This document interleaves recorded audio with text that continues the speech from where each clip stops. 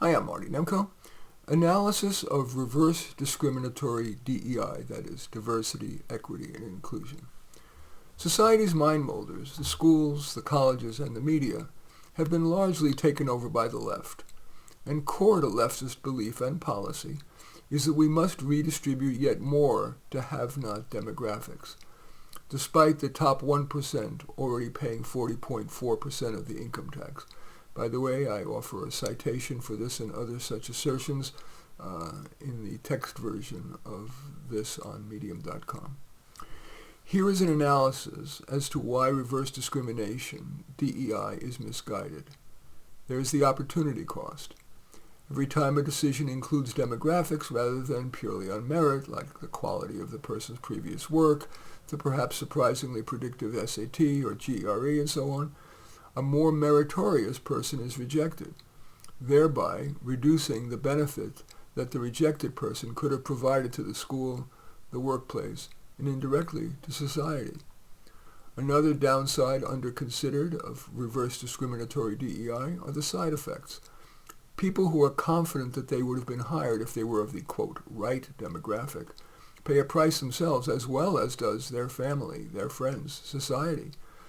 They become more convinced that merit has become devalued in favor of less valid factors over which they have no control, and so become less likely to live up to their potential and more likely to be sad and angry toward others. From the liberal person's perspective, perceived reverse discrimination makes rejected people less likely to befriend people from different cultural backgrounds, and to vote for additional redistribution advocating candidates and initiatives, both governmental and in their workplace. Another downside of reverse discrimination DEI is the effects on the ostensible beneficiaries, BIPOCs, that is, Black and Indigenous people of color, that are admitted under lower SAT, GRE, MCAT, LSAT standards, do worse, and that's pretty pervasive, do worse than had they attended a school that they were admitted to on the merits.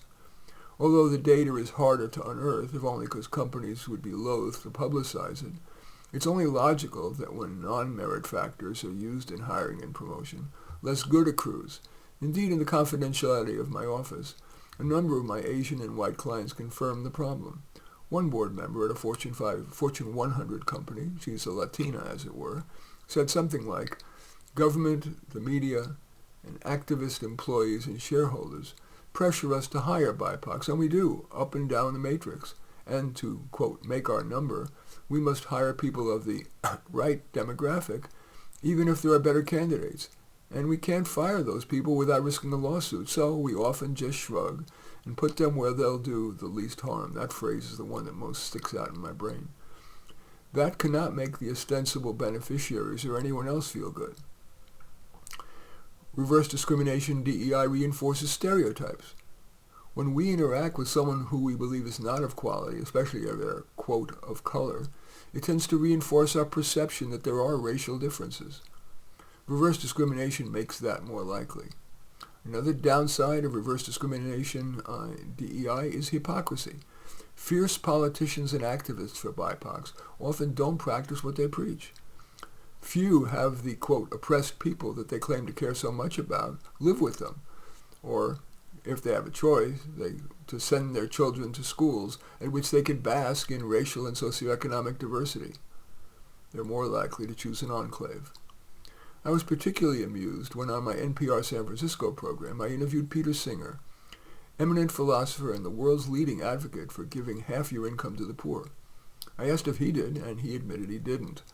I then asked if he lives in a modest apartment in a modest area so the savings could be redistributed to the poor. No, he lives in a nice house in upscale Princeton. Then there's the cosmic justice issue. From where I sit, long-term justice accrues from letting intellectual ability and human kindness trump other factors. It is easy to feel good about redistributing yet more to have-nots, especially if you spend a lot of time in a liberal bubble where the presumption is that prejudice to the benefit of straight white males is rife and explains most of the achievement so-called gap. Well, if that's true, then why across the world's 195 countries throughout history have blacks been low in achievement and high in crime? If we step back, for time immemorial, Merit-based decision-making has been core to moving the world forward, and that is where I want to stand. Excuse me. In any event, that's Analysis of Reverse-Discriminatory DEI. As usual, I welcome your thumbs up and accept your thumbs down. I always look forward to your comments, and especially like it if you hit the share button below. Share on your social media so that my efforts can have broader impact. And I am flattered if you choose to subscribe to my channel, and certainly would welcome you taking a look at any of my 36 books. Perhaps most relevant is A Dose of Reality, but all 36 are on Amazon. In any event, I thank you for watching. I am Marty Nemko.